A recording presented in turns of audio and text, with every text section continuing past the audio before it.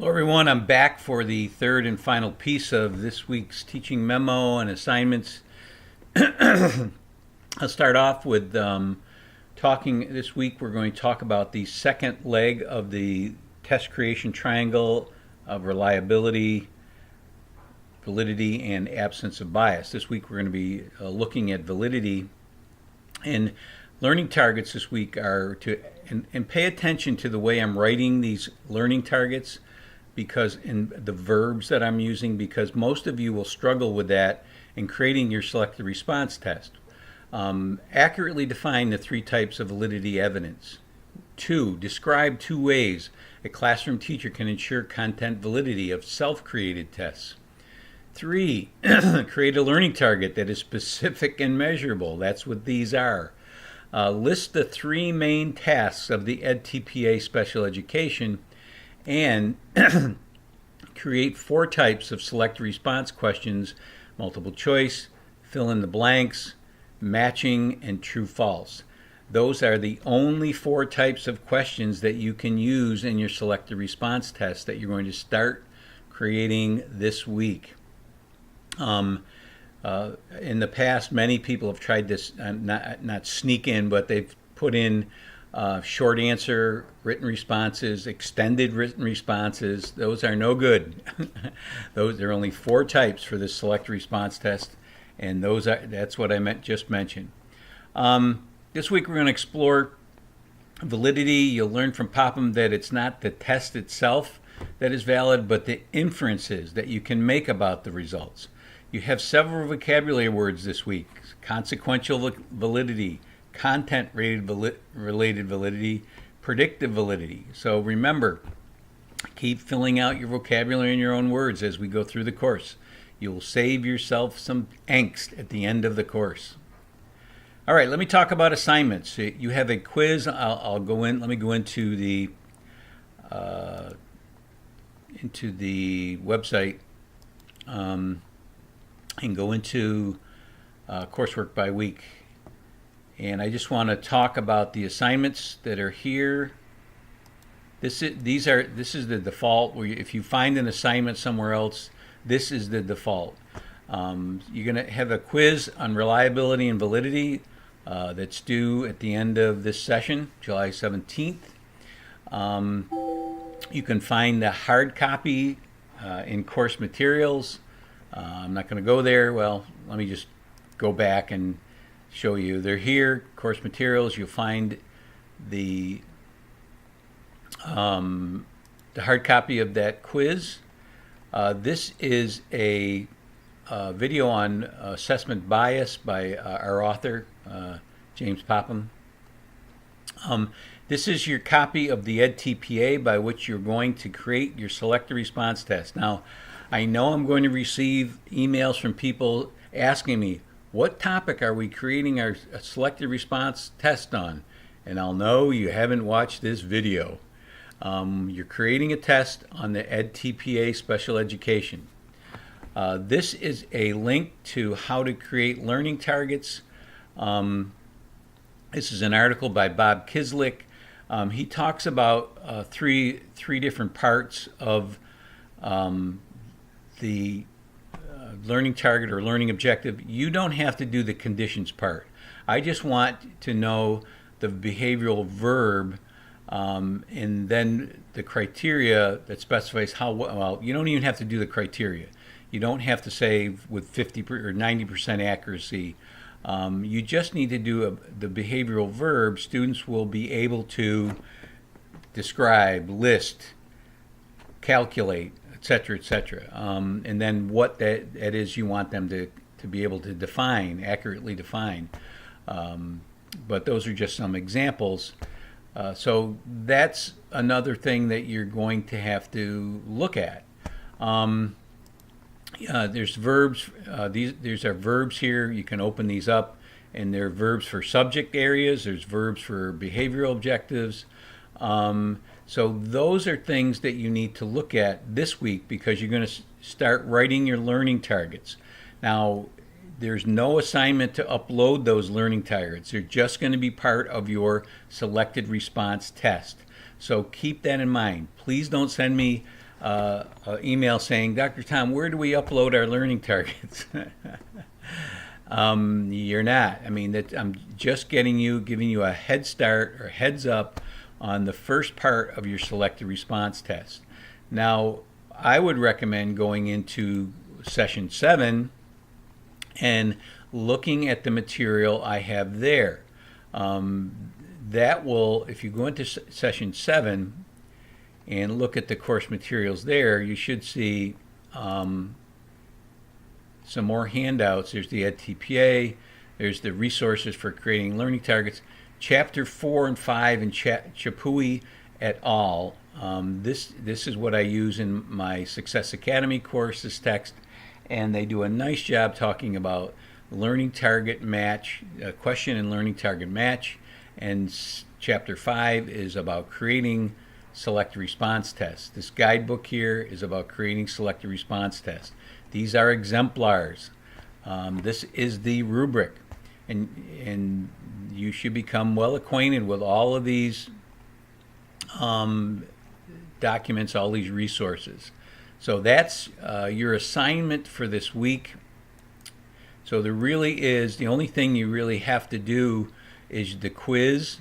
What I would recommend, and I'm always giving suggestions to my students.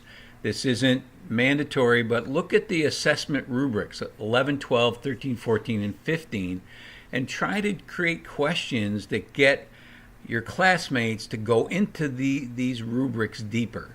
Now, some of the things I've mentioned is the difference between a score of 2 and 3, or a difference between a score of 3 and 4.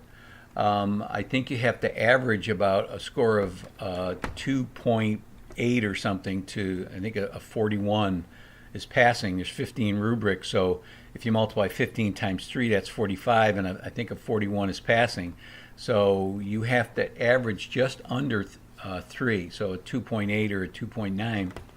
So if you get a 2 on something, you're going to have to get a 4 on something else to make up for that. So go into those rubrics and try to create questions. And I've added a question here that most of you will struggle with creating reasoning targets and reasoning questions. Why? Because it's very easy to ask knowledge type questions. How many? Which one? How long should your video be? How long should the commentary be? Etc., etc. How many of these should you submit? Those are easy questions to write and to ask. But part of the rubric is that some of your questions need to be reasoning questions. Here's an example. In order to receive a level 4 in rubric 12, providing feedback to guide further learning, which of the following would make more sense? See, you have to pick one of these choices that you would consider a level 4 on rubric 12, providing feedback. So that is exactly what I'm looking for. That's a powerful reasoning question, and it's a higher order thinking.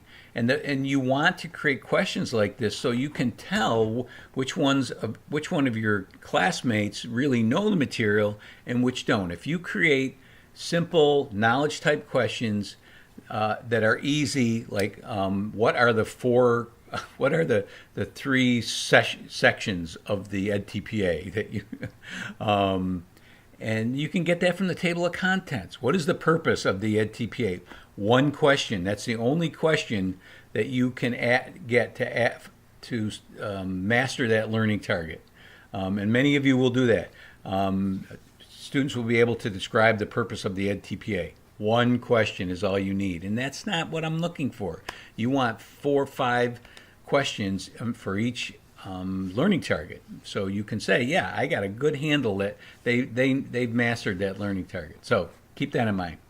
As you begin to create your initial selected response test, be aware of the selected response test rubric, and I have a link to it here. So keep that in mind. How many questions you need, and to get, and hopefully I'm trying to get everybody to get a 4, but where people fall down mostly is this question type. There is an equal mix of reasoning and knowledge questions, at least 60% to 40%. So 40% would be 8 questions in a 20-question test. So that's how you get a 4. But to get a 3, which is an A, you have to have at least 4 to 6 reasoning questions. So if you can create 4 reasoning questions, you'll get a good thing on this. Most people don't. They end up getting this lowest thing here. The test contains no reasoning questions. Can you still get an A on the yeah, but you have to get a lot of 4s over here, which I don't think is very difficult. So make sure you look at the rubric. Make sure you look at the exemplars that I've got in session 6 and 7, course materials. You should continue reading Popham, Chapter 4, and Cohen and Spencer, Chapter 5, which will discuss validity. And I have made the initial selected response test discussion board available for those eager beavers. So what you're going to do when you complete your first draft, and we're going to be doing a couple of drafts, when you complete your first draft, you're going to attach it in your group. So let me try to get up here, all discussions. You'll notice that the initial select response test submission, there are your groups. So you go into your group, you go into, say, group 1, reply, put your name up here,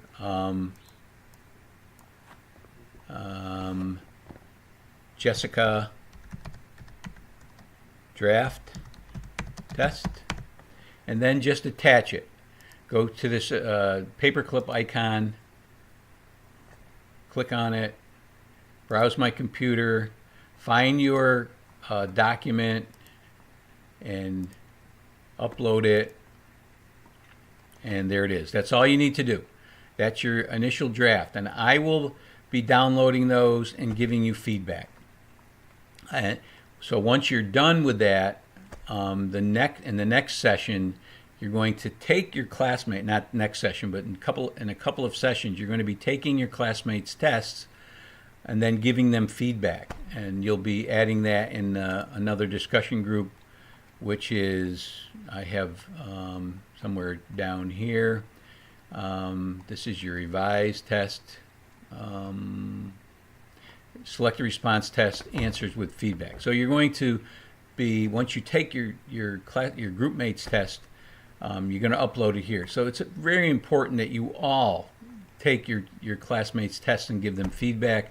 I know I'm going to get emails from people saying, Dr. Tom, nobody has uploaded in my group, blah, blah, blah, and I can't help you. What you can do, though, is you can email your group mates. You can go over here where in the Course Tools menu, where is Course Tools? I do not see Course Tools. Communication. Go over to Communication, and you'll see send email. You can send email to any of your classmates. So it says select single select observer users. What happened there? There must be at least one valid recipient email. Oh, I haven't selected anybody. Select users. That's the one. So, you can go in here, click on the person's name, click on the arrow to move it over here, and you can email that person and say, hey, get off your duff and take my test. So, that's it for this week. Hopefully that you'll all be able to figure this out, and you'll start creating your select response test. Thank you, and I'll see you in 1 week, or you will see me in 1 week.